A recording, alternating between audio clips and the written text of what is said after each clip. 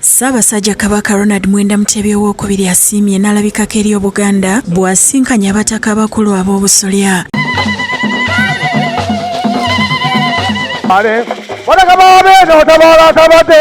Abagoma basanyusiza Ssebuufu Bwango n'abagenyi ku mukolo guno era munnamawulire wa Kabaka Sam Dick Kasolo y'abadde kalabalaba w'omukolo nga Ssaabasajja Kabaka bw'asiimye. Mu kwogerako omukubiriza w'olukiiko lw'abataka Namwama asomye ekiwandiiko ng'asoose kwebaza Ssaabataka olw'okubasisinkana. Twebaza okusiima kwo mu mbeera ejjudde ebingi n'otukolerayo akadde ffe essiga ly'ebika. Bulijjo ng'abalala wonna mu Buganda twesunga olunaku luno era abataka ne bakatikkiro essanyu tulina lya Mwoki wa Gonja.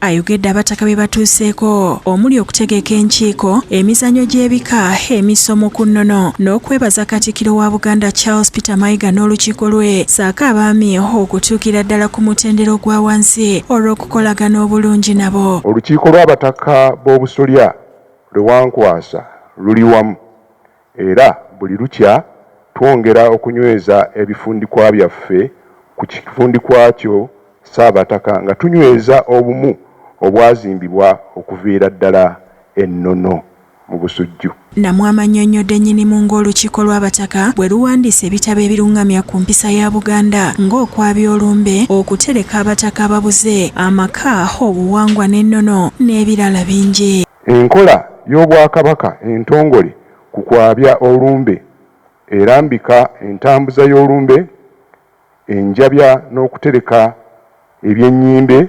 ezaabiziddwa ku mutendera gw'Obwakabaka. Bano era baliko bye basabye Kabaka okusiima banjula abataka abapya, okuddizibwa obutaka bwabwe, okuteekebwa mu mbalirira, ne basuubiza n'okulondoola ensonga ya kkooti ya Kisekwa kubanga ebika ebirinayo emisango bitambula kasoobo mu nkulaakulana. Tukizudde ng'ebika ebirwa ennyo mu kkooti ya Kisekwa, si mu kkooti ya Kisekwa yokka ne mu kkooti endala, nga biwozaŋŋana biddirira nnyo mu nkulaakulana n'obumu.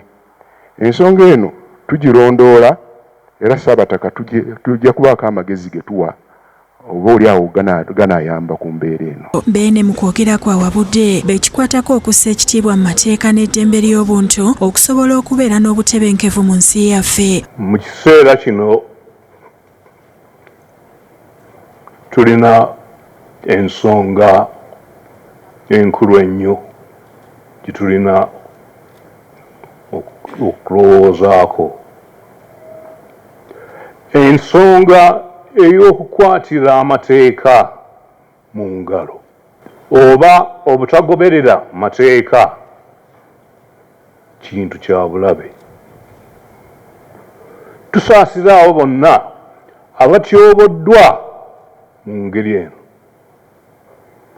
Tusaba bekikwatako okulaba nti ensi yaffe efugibwa ku nkola essa ekitiibwa mu bantu, kissa ekitiibwa mu ddembe lyabwe ne mu mateeka. Eyo y'engeri yokka gye tusobola okuba nayo emirembe n'obutebenkevu mu nsi yaffe. Akikkaatiriza nti ebika gwe musingi gwa Buganda ate abataka ne guba omutima gwa Buganda nga ne bwe kityo balina okukuuma obumu okusobola okwaŋŋanga ebisoomooza Buganda omuli ekibbataka, obwavu, endwadde n'ebbula ly'emirimu. Mwe muli ekibbattaka. Tulina ekizibu ky'obwavu, endwadde n'ebbula ly'emirimu mu bantu baffe abasinga obungi. Awo nno okusobola okuwaŋŋanga ebitusoomooza tusaanidde okutambulira awamu era bwe tuba nga tulina ensonga tusaanye okuwuliziganya n'okukolera awamu. Eno y'engeri yokka eneetusobozesa okukuuma obumu n'amaanyi gaffe.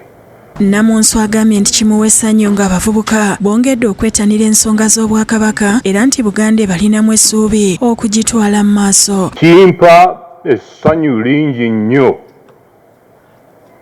okulaba nga abavubuka ba Buganda bangi bettanira era bawagira nnyo Obwakabaka.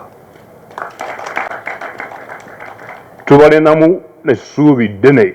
Ku nsonga y'ettaka Beene akubirizza abataka okulikuuma n'okumanyisa abazzukulu okulikuuma ate bakole nnyo okunyweza ennono yaffe. Okukuuma n'okunyweza ettaka n'obutaka okwo nga kwogasse okuyigiriza abavubuka okukola emirimu n'okukuuma ebyabwe ng'ettaka kubanga Obuganda obw'omu maaso buyimiridde ku bbo. Asabye abataka okumanyisa abazzukulu empisa olulimi n'ebyafaayo okusobola okutwala Buganda mu maaso. Okuyigiriza n'okwagazisa bazzukulu bammwe empisa ennono ebyafaayo n'olulimi lwaffe. Lydia Nakiguli ne Ronald Kakoza bakusakidde eggulire lino ku Lwabukedde TV.